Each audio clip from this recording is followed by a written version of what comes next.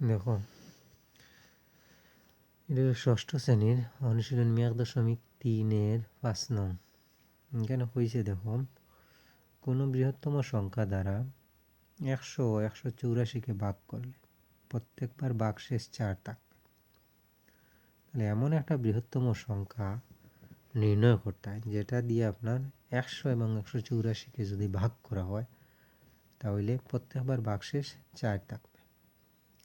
তাহলে যেহেতু এগুলা লিখতে পারো, আবার সমাধান যদি দেও, সমাধান যেহেতু কোন সংখ্যা, যেহেতু এখানে হয়েছে বৃহত্তম সংখ্যা, তাহলে লিখতে হইব যেহেতু বৃহত্তম সংখ্যা, এভাবে লেখা হয় যেহেতু বৃহত্তম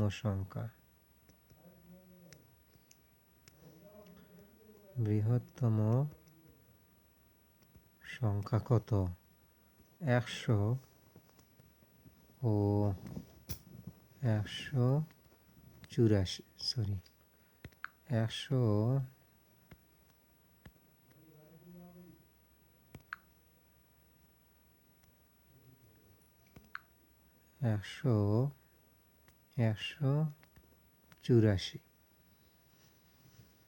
কে ভাগ করলে,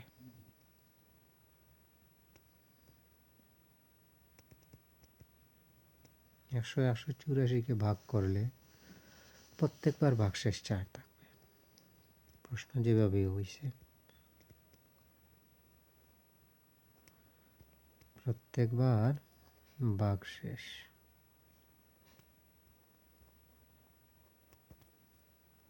4 থাকবে। এটা হলো প্রশ্ন হয়েছে, যেহেতু বৃহত্তম সংখ্যা 100 ও 184কে ভাগ করলে প্রত্যেকবার ভাগশেষ 4 থাকবে, সুতরাং সংখ্যাটি হবে বা কাজেই নির্ণয় সংখ্যাটি হবে, যাই বলেন সমস্যা নেই, আমি সুতরাং ব্যবহার হলো। তাহলে সুতরাং সংখ্যাটি হবে, সংখ্যাটি হবে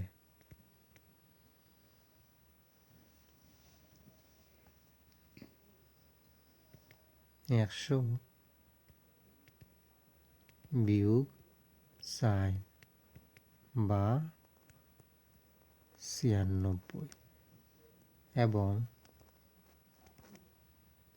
184 বিয়োগ 4 সমান বা 180।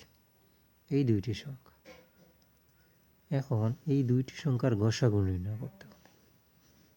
তাহলে এখন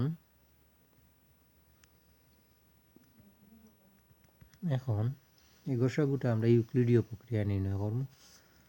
96 হয়েছে 96 ভাগ 100, 8 শূন্য 80, তাহলে 96 180 মাঝে গেছে আপনার একবার, গিয়ে হইব কত আপনার 96।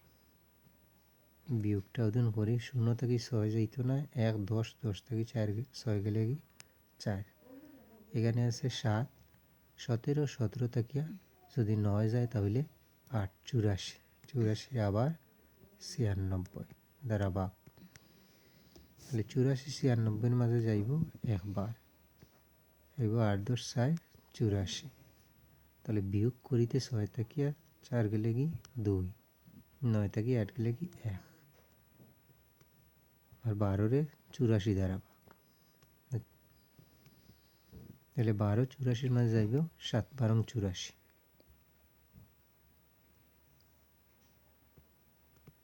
7 12 84 শূন্য। তাহলে সুতরাং নির্ণেয় গসাগু এইটা, বা আবার লিখতে পারো, সুতরাং লিখতে পারো কি আছে 96 180 এর গসাগু, 96 ও 180 এর গসাগু কত, 12।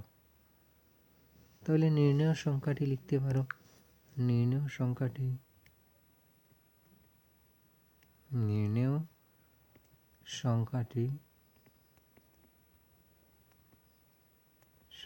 বা নির্ণেয় বৃহত্তম সংখ্যাটি যাই বলেন, তবে নির্ণেয় বৃহত্তম সংখ্যাটি দিলে ভালো হয়।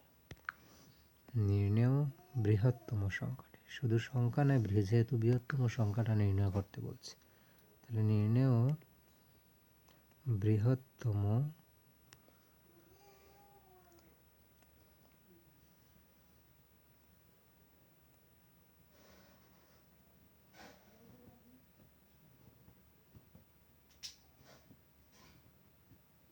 সংখ্যাটি 12, এটাই আনসার।